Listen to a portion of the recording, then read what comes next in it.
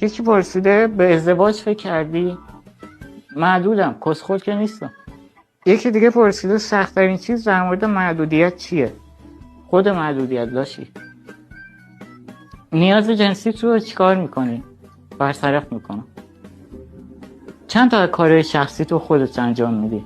ببین اگه بخوام دقیقش رو بهت بگم هیچی. نکات مثبتی هم داره محدودیت. آره بابا زیاده. مثلا یکی پرسیده تخمی ترین چیزی که میشه به یه محدود گفت چیه؟ سالم باشی همیشه. چطوری میخوابی؟ داگی.